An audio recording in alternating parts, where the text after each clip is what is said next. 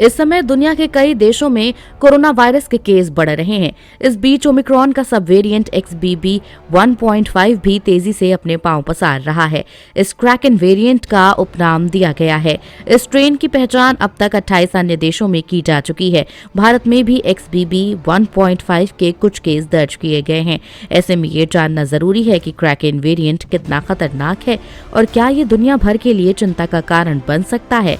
XBB.1.5 variant Omicron के XBB सब variant का वंशज है, जो BA.2.75 और BA.2.10.1 से बना था।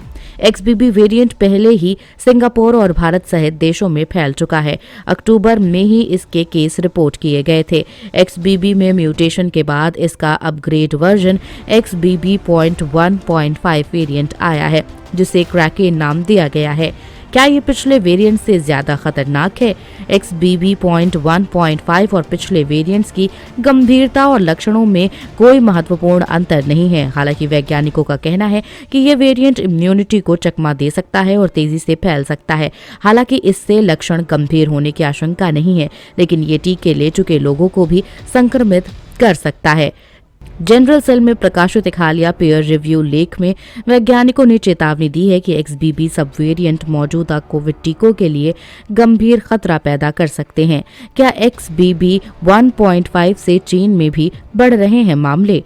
चीन में इस समय कोविड के केस तेजी से बढ़ रहे हैं, लेकिन चीन ने अभी तक XBB.1.5 के किसी भी घरेलू मामले की रिपोर्ट नहीं की है। शंघाई ने इस वेरिएंट के कारण होने वाले 3 संक्रमणों का पता लगाया है और कहा जा रहा है कि सभी लोग बाहर के देशों से आए थे, लेकिन विश्व स्वास्थ्य संगठन सहित दुनिया भर की स्वास्थ्य एजेंसियों ने चिंता जताई है कि चीन किसी निश्चित निष्कर्ष पर आने के लिए पर्याप्त जीनोम सीक्वेंसिंग नहीं कर रहा है। ऐसे में हो सकता है कि चीन में भी ये वेरिएंट मौजूद हो।